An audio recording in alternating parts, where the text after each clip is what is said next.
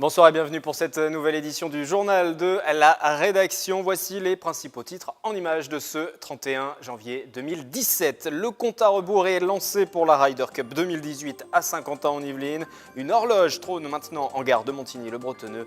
Le territoire se prépare à l'accueil du plus grand événement au monde dédié au golf. Yvelines et Hauts-de-Seine, nouveau budget commun. Les deux départements souhaitent se rapprocher, vous le savez, et ils viennent de présenter leurs orientations financières pour la nouvelle année.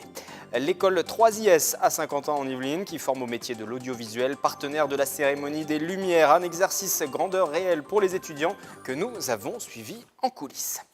Vous le savez, la prochaine Ryder Cup, l'équivalent de la Coupe du Monde de football, mais qui concerne le golf, sera organisée à Saint-Quentin en Yvelines, en France, donc pour 2018. Ce sera du 28 au 30 septembre. Pour communiquer sur cet événement sur notre territoire, un décompte officiel a été installé aujourd'hui à la gare de Saint-Quentin en Yvelines. Le reportage de Mickaël Elmidoro et d'Alice Deschamps.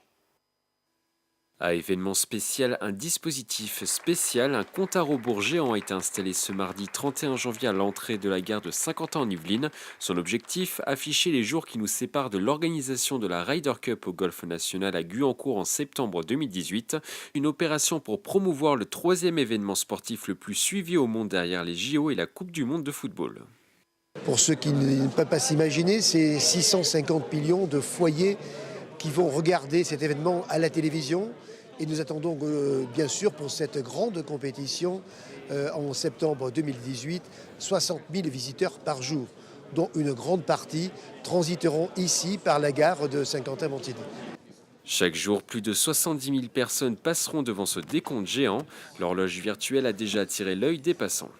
Je ne suis pas adepte de golf, quoi. En fait, je ne connais pas trop. Bon, mais si on ça là pour découvrir cette discipline, c'est une bonne chose. C'est une bonne chose. Oui, ça permet de découvrir parce qu'il y a des disciplines sportives qu'on connaît peu, très peu. Il y a beaucoup de passants qui peuvent le voir, c'est cool. Mais moi, je ne savais pas trop que ça existait avant de passer devant le panneau, en fait. Donc voilà. Les gens vont voir le geste du golfeur, la pendule, se poser la question, plus les animations qui sont en cours sont excellentes. C'est ce qu'il faut qu'on fasse, il faut qu'on sorte plus de notre golf et venir voir les gens.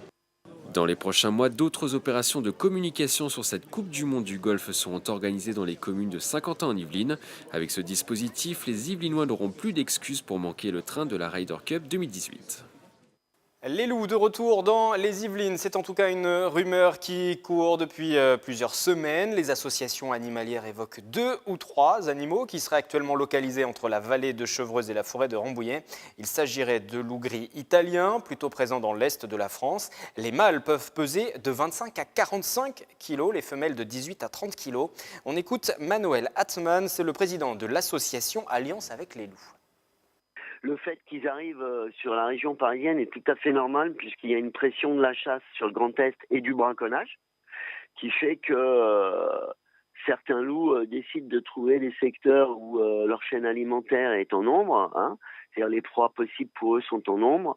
Notamment autour de Paris, on est dans une situation, vous savez, c'est une capitale, Paris qui est entourée dans ces départements justement Yvelines, Essonne, Seine-et-Marne, etc., par de nombreuses forêts, quoi.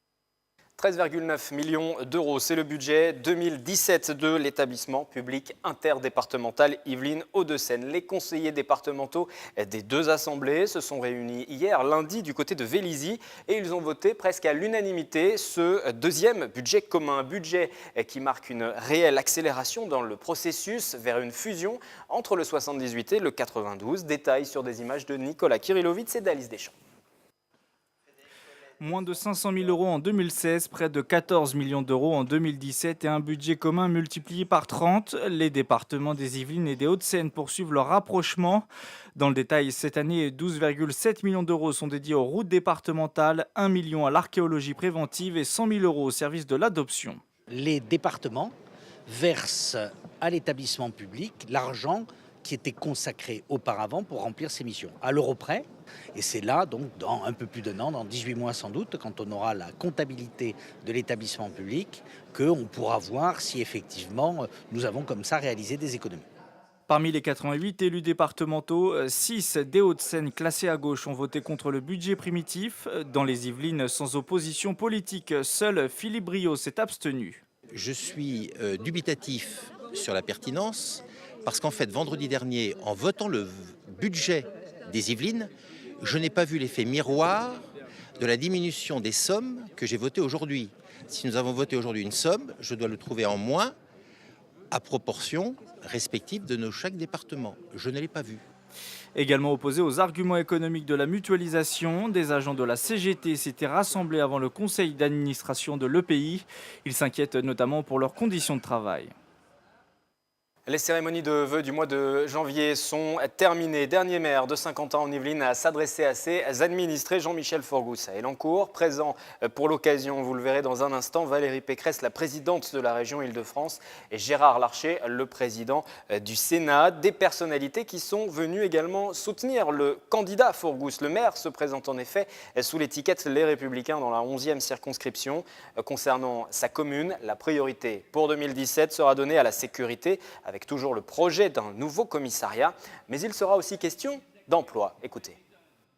On a un peu moins de 8% de chômage, mais il faut encore améliorer ça, c'est pas normal. On doit faire beaucoup mieux que ça. Donc il faut intensifier les forums sur l'emploi, intensifier les incubateurs que vous avez vus, les aides pour nos entrepreneurs, pour ceux qui créent la richesse, l'emploi, qui font rentrer des nouvelles recettes fiscales et sociales dans les caisses, ce qui va nous permettre de payer nos retraites, 300 milliards quand même, bien sûr. Les factures de l'hôpital, bien sûr, tout cela, il faut bien assurer avant tout la durabilité du financement. Donc nous ici, on est des gens sérieux, on est des gens de droite, on est des gens de l'entreprise, on ne rigole pas avec la stabilité d'un financement.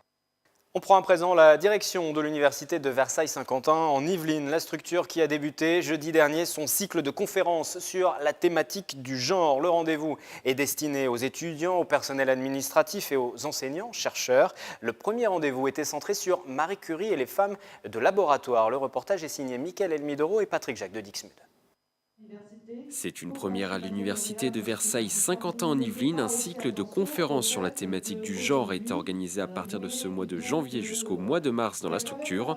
Au programme, 4 rendez-vous pour débattre sur l'égalité entre les sexes et les préjugés dans la société française.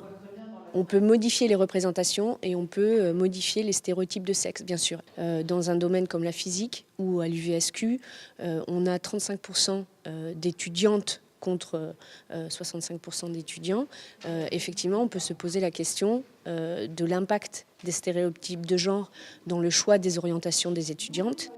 Pour ouvrir ce cycle, une conférence sur les femmes du laboratoire de Marie Curie était programmée. L'histoire de la chercheuse prix Nobel de physique en 1903 et prix Nobel de chimie en 1911 a attiré une centaine de personnes.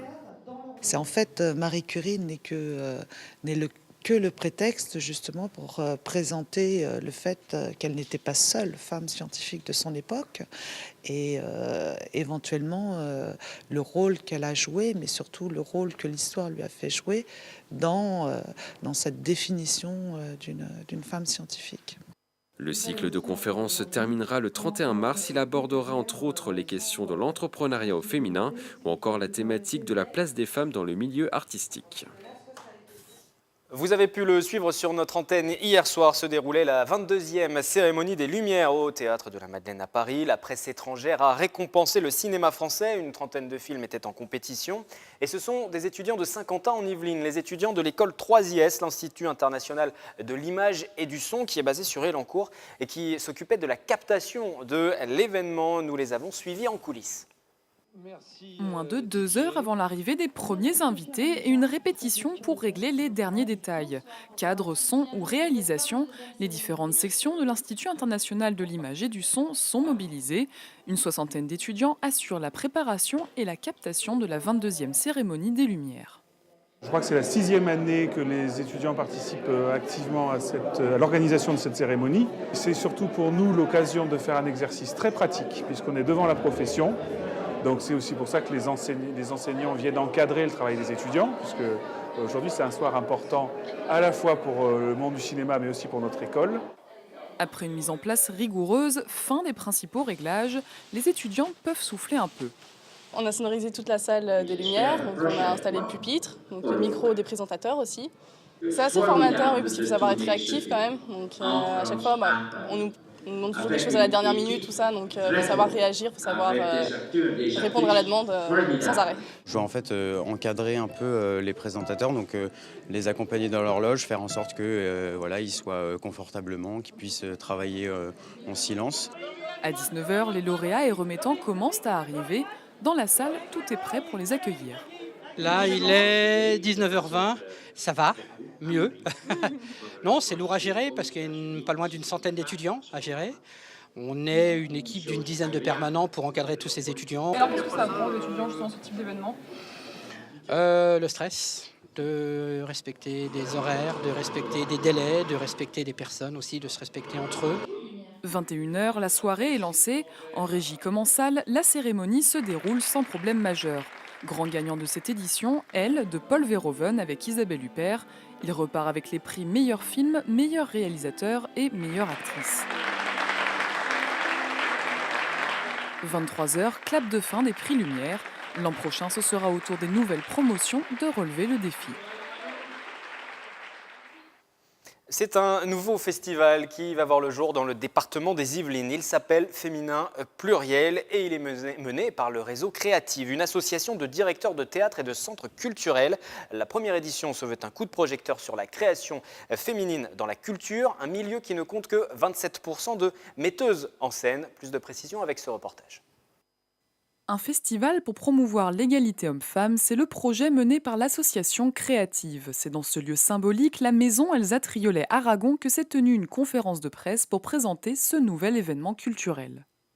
Ce qui a été très important, c'est que déjà Créative, qui est un réseau de 16 théâtres de ville dans les Yvelines et puis un dans le Val d'Oise qui nous rejoint pour l'événement, avait déjà soutenu des projets, mais 2 à 3 projets par an, en donnant une petite part de coproduction à des femmes.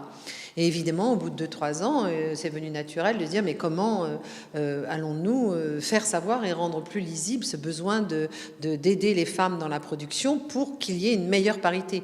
28 projets portés par des femmes seront présentés afin de mettre en avant la création féminine dans le spectacle vivant, un milieu où les femmes sont sous-représentées selon une étude menée par la Société des auteurs et compositeurs dramatiques. Le secteur ne compte qu'1% de compositrices et 12% de directrices de théâtres nationaux. On voit des mecs, des metteurs en scène hommes, des chefs d'orchestre hommes, des chorégraphes hommes. Où sont passées les gonzesses dans tout ça? Où est-ce qu'on les a perdues? Donc à un moment, il faut aller les chercher, il faut leur dire que leur place, elle est là et il faut y aller, quoi. Si c'est ce dont elles ont envie, il ne faut pas s'excuser d'être là. Je pense profondément que c'est par la culture qu'on arrive à changer les mentalités et que c'est par la culture qu'on a peut-être plus de levier pour que cette égalité homme-femme, cette parité cesse d'être un vœu pieux et qu'on n'ait même plus à se battre pour ça. Labellisé Sexisme pas notre genre par le ministère des Familles et du Droit des Femmes, l'initiative est à soutenir sur une plateforme de crowdfunding. Le festival se tiendra du 20 février au 1er avril, mais se veut éphémère. Il espère ne plus avoir à mener ce combat dans quelques années. C'est la fin du journal. Demain, mercredi, rendez-vous aux horaires habituels avec Nicolas Kirillovitz pour une nouvelle édition. Les programmes se poursuivent sur notre antenne, replay sur notre site internet et sur notre application mobile. Très belle soirée.